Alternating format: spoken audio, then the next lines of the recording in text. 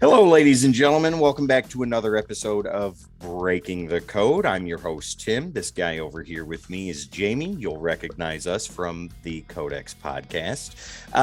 This week, we're going to be having a nice conversation about comic events. Are they too big? So, to answer that question, and Jamie, this was the topic that you had come up with. Yes. I'm going to go ahead and say no. But in the same event, I'm going to say they're inconsequential. Okay. So like what? Let me ask you a question, and then I'll Okay. go on with my point. What was the last major comic event that you remember that was worth anything? Blackest Night. Blackest Night. Okay, for me, it would be Civil War. Beyond that, I don't think there's been a comic event that has been worth its weight in paper and staples since then. Right. So with the events, they've turned into the summer blockbusters of comic books, and it's expected now. And the outcomes are whatever the outcomes are. And I don't think that beyond a minor handful, they have any lasting effects on comics as a whole. I mean, okay, so with the exception of Secret Wars, right, that destroyed the Ultimates universe, and the most popular characters from the Ultimates universe, Miles Morales, I think that's the only one, has come over. Oh, and Nick Fury.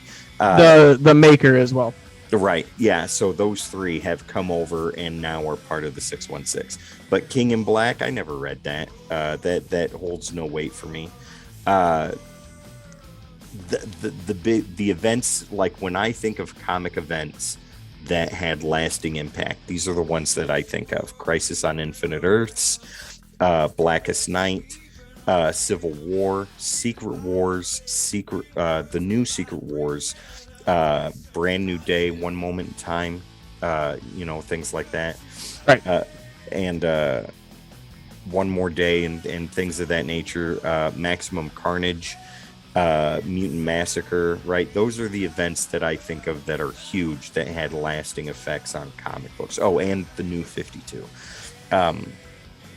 But beyond that, as far as them being too big, no, they're not too big. I don't think beyond the hardcore fanboys, nobody really cares too much, because what was it? You said this not too long ago on the podcast, like what Hickman was in the writer's room doing whatever he was doing with X-Men and all that stuff, and they were like, well, what about killing these characters?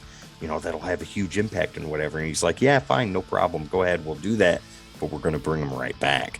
And it just kind of went like that. So yeah, I don't think they're too big at all, and I just don't think they have any lasting effects. What are your thoughts on this, though? Okay, as a comic book avid collector and reader, yes, they are. Okay. Now, and I say that from a standpoint of, we look at something like, let's just say a King in Black, for instance. Everyone had a book Yeah, very true. as a tie-in, tie-in, and that's one of the bigger things that we have with these events now is everybody needs a book for it. Like, you got to know what's going on with this person, even though half the time they're not even involved with what's going on in the main story. Right. Like, I don't need to know what Spider-Woman's doing in issue 7 to figure out what's happening in King in Black. But see, with Civil War, though, all the tie-ins with all the books that were going on, you needed to know what was happening, because what happened in Punisher War Journal, those effects took place in the main part of Civil War. And the same thing with Spider-Man and with Wolverine when he was going after Nitro and things like that. Dude, those books were important, and those were part of the larger story that you had to know. That's why I say, like Civil War, that's the first one that I think of that had any lasting effects on stories as a whole. Okay, let's go into this then. Civil War 2. Civil War 2 literally was everybody had a book again, and not in that sense, but you think about it, they had Choosing Sides, which was a series which 6 issues. Right. The people that chose sides, you didn't see most of them in the rest of the book. But see, I don't even know anything about Civil War 2, so I really don't have much to say about it. All right, let's go with... That goes back to the point that I said before, what lasting effects did it have? Right, and then you look at something like War of the Realms. Okay. Which is Thor. Or Siege. or Siege, but War of the Realms, they literally had, I believe it was 119 issues. All of those saying that they tied in. Mm-hmm. I'm sorry. I love reading comics all day, every day, but you're not going to get me 100 plus issues or even more than 50. That's a full series. Yes, in a 6-issue Yeah. mini. That's a tie-in. The last one that I read that actually tied in kind of together, which is weird, was Joker War. Okay. And Joker War, what was happening in Detective was important. What was happening in Nightwing was important. At the time, he was Rick Grayson. Everyone loved that. And then they had Batgirl to, like, every book that was a Bat Family book, even some that weren't. Like, they were like, one of the Superman or Justice League books, they're like, hey, there's some stuff going on in Gotham. Should we intervene? Well, I got 2 points to make on this. Going along with what you're talking about. So, Right. so books or events that the side issues were necessary. Yes. Death of the Family, Snyder's epic that he was doing for that. You had to read what was going on in Batman and Robin. You had to read what was going on in Detective. I think even Teen Titans had a book that was dedicated to that, or at least everyone had that issue 15 special Joker over their face. But then, you talk about like what you were talking about, War of the Realms with 119 issues. Let's talk about DC's version of that made absolutely no sense, and they had to come out with a companion to tell you what everything meant and how to read it all. And that would be Sonny's favorite DC epic event, Final Crisis. Right? That was abysmal. It made no sense. The main books didn't follow any sort of cohesive flow, and the side books that you read made you even more confused. And that's when they put out the book that was like, well, okay, so if you read this and then stop mid-issue and then go read this and then go back and read this and then this, then it'll make sense. I don't want to do all that. Yeah, that takes work, and my brain no work like that. No. But no, you look at something like right now with a Future State. Mm-hmm. It was a big event. Yeah. It was huge. Again, it's too big because of the fact that they didn't do anything with it. Right. I think we talked about this not too long ago on the podcast too, where they introduced all these alternate versions of currently established characters, and I think maybe 1 or 2 are being used currently, right? Yeah. Lucius Fox's son as the new Batman. I Am Batman. New York, yeah. And you got, like, you look at some of these characters and the things that were supposed to happen, like with, and I bought into all of them. I got all of them. Yeah. I think the only one I didn't get, I'm missing a B variant, and I'm upset with myself. But like, it literally like was telling the end of a story to get you to see if the end was real, because the whole thing could change. You're telling me I just bought all these books for none of them to have an explanation about? And that's what I mean by it being too big, is they make these huge events, but there's no continuity held behind them. Okay. And there's no real responsibility to continue what you're talking about. It was the same thing with Convergence. Everyone had a 2-issue arc in Convergence. Right. Okay. Yep. It was over 100 and like something issues with just each character. I mean, you had Plastic Man, Plastic Freedom Fighters, you had Oracle and Nightwing, you had Nightwing alone.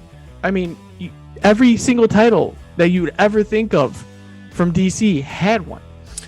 So nothing came out of it. Let's talk about somebody that, like what you're talking about right now, there's no structure for it. Let's talk about somebody that puts that kind of effort into epic storylines and starts when he gets started on these books and starts planting seeds years in advance. And that would be Hickman. Yes. So, and I'm not by far, I am not an X-Men fan. If you watch or listen to any of the podcasts, I'm not even talking about his X-Men stuff. I'm talking about what he did leading up to Infinity, and then what he did leading up to Secret Wars. I mean, even with his book East to West, like his independent work is the same thing. His world building is immaculate. So only bringing that over makes it so much better for comic events. But like I was saying, for comic events being too big, there's too much information that we don't need. Right. Okay. So you think it's like an oversaturation of information that is unnecessary to the larger part of the story. I bought a book for Hulkling for King in Black. Okay. Because it was a tie-in. And it said, read it here, and it'll continue the story. He fought a symbiote through Christmas because he wanted a present that he saw in a window. There was it was like a silent interlude. And for those of you who don't know, G.I. Joe, there was no words, there was nothing. But it still was in there. Like, they had one where Iron Man and Doctor Doom teamed up to fight bad Santa, evil Santa. See, that doesn't make any sense. The only thing that came out of that was one of his symbiote suits that now is his Iron Man symbiote suit. Yeah. That's the only thing that came out of it. Why? Like, I can understand the symbiote suit being a part. Now he knows how to work it, go against it, like Venom and all that. Right. Why am I reading Hulkling trying to get a stuffed teddy bear? What?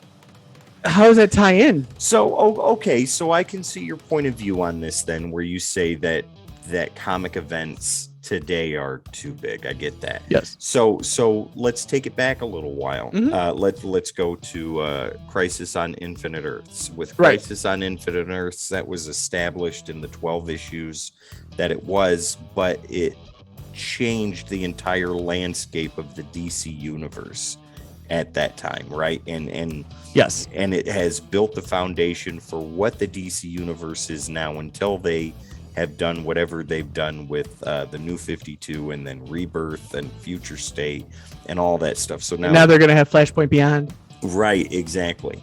And then you take it on the Marvel aspect of big events. I mean, the big events didn't come out every year like they do now, or every 3 months. So when Marvel Superheroes Secret Wars came out, that was contained in 12 issues. Right? Yes. And then, like Infinity Gauntlet, there were tie-ins for Infinity Gauntlet, but the main story, the whole story, was contained in those 6 issues. Yes, and still my favorite part is Cyclops' head being stuck in a cube and him just flying himself. But and Maximum Carnage. Maximum Carnage was contained in all 4 of the Spider-Man books that were out at that time. Amazing, Spectacular, Adjectiveless, Unlimited. Web. Your Adjectiveless is... Yeah, but Unlimited started it and ended it. Yes. Right? Yeah. So there. So it was all contained in Spider-Man books. You know, like now, okay, so I can see your point of view on that. You know, like it's just too much. It's and don't even get me started on variant covers. But like the that kills me, because the only thing I do get variants for, we'll have another segment like breaking a code about this, but like variants, like I only get one side, because if I got both, I'd be broke. Exactly. So it's on a kidney. So I can see that. So yeah, in that sense, comic book events are too big. But you know, going back to my initial statement of being you know, with them being too big, that I think that falls in line with what I said in the beginning, is that no, they're not, because they just don't have any lasting impact anymore. Nobody cares. It's just part of the day. It's another Tuesday. Yeah, and with that though, like for me, like I said, as one of those people that get the tie-ins, that want the whole story, it's too big for the effect, and now I feel cheaped out of this whole series. I could have just stayed with the core main issues. The real last time, and I had to think about this while we were talking. The real last time tie-ins mattered to me, aside from Blackest Night, was Dark Knight's Metal. Okay, all right. That was the last time tie-ins actually mattered, because of the fact that it told you why all these alternative evil Batmen were the way they were. And you're getting the Batman who laughs in it. You're getting the Devastator. You're getting Knight. You're getting what was the Green Lantern one? Dawnbreaker. Oh yeah. You know, you're getting all these reasons for these characters, and it builds the story within those 12 issues that it had, or 6 issues. I forget which one it was. I don't know if it was Maxi or Mini. I can't remember, because there's so many freaking tie-ins.